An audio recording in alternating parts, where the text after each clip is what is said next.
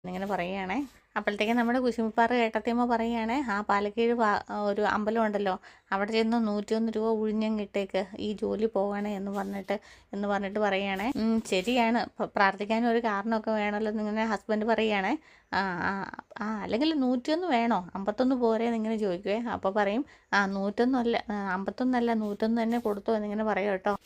അതിനുശേഷം കാണിക്കുന്നത് നമ്മുടെ ശ്രീചേട്ടത്തിക്ക് മനസ്സുകൊണ്ടങ്ങ് ഭയങ്കരമായിട്ട് സന്തോഷമായിട്ട് നല്ലൊരു ചൂടൻ കാപ്പി ഉണ്ടാക്കി നമ്മുടെ വേദയ്ക്ക് കൊടുക്കുകയാണ്. സൂപ്പറായിട്ടുണ്ട്, കുംഭകോണം കോഫിയുടെ സൂപ്പർ ടേസ്റ്റാണുള്ളതെന്ന് ഇങ്ങനെ നമ്മുടെ വേദ പറയുകയാണേ. അമ്മ ഇങ്ങോട്ടോ പോകാനുള്ള പുറപ്പാടാണല്ലോ ഇങ്ങനെ വേദ പറയുവേ. അത് അമ്പലം വരെ ഒന്ന് പോകണം. അപ്പോൾ ഈ ഉച്ചയ്ക്കോന്ന് ചോദിക്കും കേട്ടോ. ഇപ്പോഴേ പുറപ്പെട്ടെന്നാലേ ഉച്ചയൂണൊക്കെ ആവുമല്ലോ, ഉച്ചയൂണ സമയത്താകുമ്പോഴത്തേക്കിനും അങ്ങോട്ട് എത്താമെന്നിങ്ങനെ പറയുവാണേ.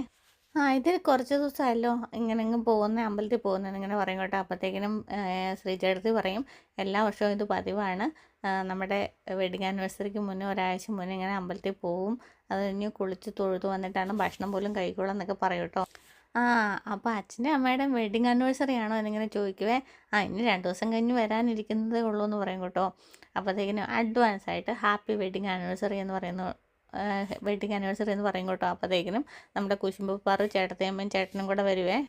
അമ്മയുടെ വെഡിങ് ആനിവേഴ്സറി ആണോ എന്നിങ്ങനെ ചോദിച്ചുകൊണ്ട് മിനുമിനി ഹാപ്പി വെഡിങ് ആനിവേഴ്സറി ഒക്കെ പറഞ്ഞുകൊണ്ട് വരും കേട്ടോ. അപ്പോഴത്തേക്കിനും ഒരാൾ മിനുമിനി റിട്ടേൺസ് ഓഫ് ദി ഡേ ഒക്കെ പറഞ്ഞുകൊണ്ട് വരുവേ. അപ്പോൾ ഇനി 2 ദിവസം കൂടെ കഴിഞ്ഞിട്ടേ ഉള്ളൂ എന്നൊക്കെ പറയും കേട്ടോ.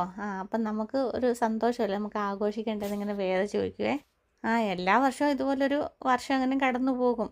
പിന്നെ ഉണ്ണുന്നതിന് മുന്നേ വിളക്കിൻ്റെ അവിടെ ഞാനൊരു ഇല വയ്ക്കും, അത്രേ ഉള്ളൂ എന്ന് പറയും കേട്ടോ. അപ്പം വേദ പറയും, നമ്മുടെ വീട്ടിലൊക്കെ ആണെങ്കിൽ ഇങ്ങനെ ഒരു ആഘോഷം വന്നു കഴിഞ്ഞാൽ നല്ല രീതിയിൽ അതങ്ങ് ആഘോഷിക്കും എന്നിങ്ങനെ പറയുകയാണേ. നമ്മുടെ വീട്ടിൽ വെഡിങ് ആനിവേഴ്സറി വന്നു കഴിഞ്ഞാൽ നല്ല ആഘോഷമാണെന്നിങ്ങനെ പറയും കേട്ടോ. അപ്പോൾ ആഘോഷിക്കണമെങ്കിൽ കാശും വേണം എന്നിങ്ങനെ പറയും കേട്ടോ. നിങ്ങളൊക്കെ വലിയ വലിയ ആൾക്കാരല്ലേ, എടുക്കുക പൊട്ടിക്കുക, എടുക്കുക പൊട്ടിക്കുക, എടുക്കുക പൊട്ടിക്കുക, അതല്ലേ നിങ്ങൾക്ക് നിങ്ങളുടെയൊക്കെ ജീവിതത്തിൽ നിങ്ങനെ കുശുമ്പ് പാറു കേട്ടതി പറയും കേട്ടോ. അപ്പോഴത്തേക്കിനും വേദ ചോദിക്കും, സന്തോഷിക്കുന്നതിന് പൈസയും വേണോ? അത് തന്നെ പറഞ്ഞത്, സന്തോഷിക്കണമെങ്കിൽ പൈസയും വേണം, പൈസ ഉണ്ടെങ്കിൽ സന്തോഷിക്കാനും പറ്റുള്ളൂ എന്നിങ്ങനെ പറയും കേട്ടോ. അപ്പോഴത്തേക്കിനും വേദ പറയാണ്, അത്ര വലിയ എമൗണ്ട് ഒന്നും സന്തോഷിക്കുന്നതിന് മനസ്സുകൊണ്ട് എടുക്കണ്ട എന്നിങ്ങനെ പറയുവേ. ഒത്തിരി പൈസ ഇല്ലാത്ത രീതിയിൽ നമുക്ക് ആഘോഷിക്കാമല്ലോ. എല്ലാവരും കൂടെ ഇരുന്ന് ഭക്ഷണമൊക്കെ കഴിച്ച് ചെറിയ ചെറിയ ഗിഫ്റ്റുകളൊക്കെ മേടിച്ച് എന്നിങ്ങനെ പറയുമ്പോഴത്തേക്കിനും നന്ദിനിയിടത്തേക്ക് ദേഷ്യം വരും കേട്ടോ. ദൈവമേ, ഇവള് പറഞ്ഞ് സാരി ഒരു ഗിഫ്റ്റ് മേടിപ്പിക്കാനുള്ള പരിപാടിയാണല്ലോ.